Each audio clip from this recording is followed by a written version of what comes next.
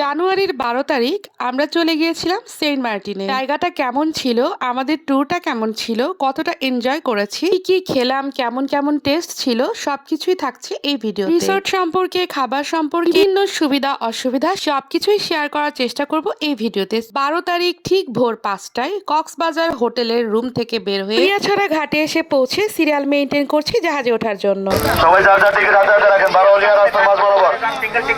সিস্টেমগুলো বেশ সুন্দর লেগেছে, তবে একটা জিনিস নিয়ে আমি বেশ কনফিউজ ছিলাম, মানে ইনস্ট্যান্ট টিকিট বিক্রি হচ্ছে এবং প্রাইসও তুলনামূলক খুব বেশি না। ট্রাভেল এজেন্সিগুলো বিভিন্ন কথা বলে থাকে। যাই হোক, টিকিট এবং ট্রাভেল পাস কমপ্লিট করিয়ে কিছুক্ষণ পরেই জাহাজ ছেড়ে দিবে। প্রথমে ছেড়েছে কর্ণফুলী আর তার পিছু পিছু আউলিয়া ছেড়ে যাবে। আমাদের সামনেই ছিল কর্ণফুলী, এটা অলরেডি যাত্রী বোঝাই করে ছেড়ে দিয়েছে সেন্ট মার্টিনের পথে। আউলিয়া আর কর্ণফুলী এই দুটোই সবচেয়ে বড় জাহাজ। বেশ কয়েকবার যাওয়া হয়েছে সেন্ট মার্টিনে, তবুও প্রত্যেকবারই একই রকম ফিলিংস কাজ করে। দুনিয়াছড়া ঘাট থেকে কর্ণফুলী এবং আউলিয়া একসাথেই ছেড়ে গিয়েছে। জাহাজ সাগরের যতটা মাঝে যেতে থাকে ততটাই পানির রং চেঞ্জ হতে থাকে, আর এই পরিবর্তনই জাহাজের প্রত্যেকটা যাত্রীর মনে আলাদা ধরনের আনন্দ তৈরি করে। অনেক অনেক গ্রুপের মানুষজন গিয়েছিলেন এই সেন্ট মার্টিনে। অনেক অনেক যাত্রীর ভেতরে এই গ্রুপের যাত্রীদের মনে অন্য ধরনের আনন্দ কাজ করছিল। মাছ ধরার চেষ্টায় ব্যস্ত ছিলেন তারা। প্রতিবারের চেয়ে সাগর এখন অনেকটাই শান্ত। মাত্র ৫ ঘন্টার মধ্যেই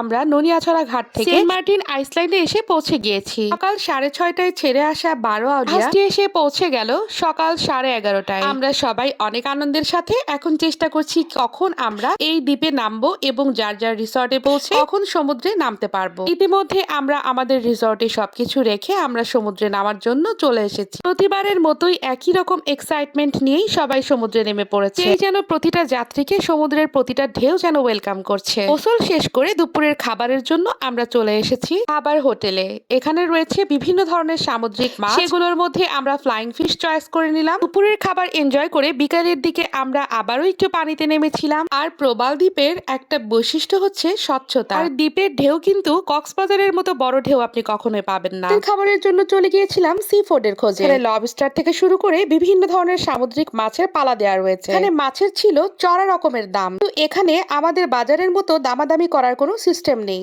যে দাম চাবেন সেই দামই খেতে হবে। আমরা কিছু মাছ সিলেক্ট করে নিলাম। কোথায় পরিষ্কার করা হচ্ছে সেটা দেখার জন্য ভেতরের দিকে চলে গেলাম এবং গিয়ে দেখতে পেলাম একজন ভদ্রমহিলা খুব সুন্দরভাবে মাছগুলো পরিষ্কার করছে। নিজ চোখে পরিষ্কার পদ্ধতিটা দেখে খাবার টেবিল অব্দি যাওয়া পর্যন্ত এটা যেন নিজের দায়িত্ব হয়ে গেল।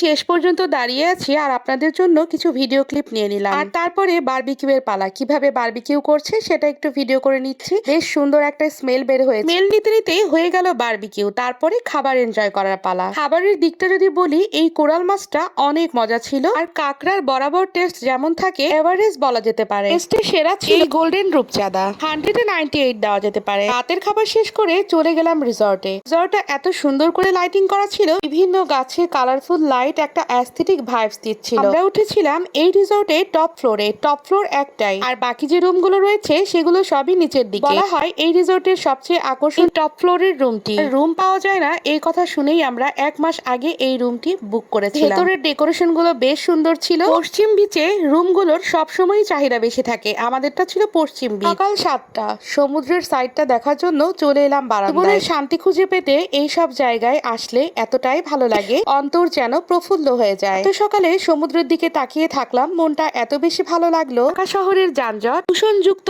আবহাওয়া মুহূর্তেই আপনাকে ভুলিয়ে দিবে এই আবহাওয়ার সাথে মিশে। বেলা 12টার দিকে আমরা চলে গেলাম সেই ঐতিহাসিক মিষ্টি সুন্দর হুমায়ুন আহমেদের খুব সুন্দর একটা নাম দেয়া দারুচিনি দ্বীপ। এতটা সুন্দর মনোমুগ্ধকর জায়গা বাংলাদেশে আর দ্বিতীয়টি নেই। এখন আমরা চলে যাচ্ছি প্রবাল দ্বীপে। এই স্পিড বোট গুলোতে করে আমাদেরকে প্রবাল দ্বীপে পৌঁছে দেওয়া হবে। এটি সেন্ট মার্টিনের অন্যতম একটি দ্বীপ।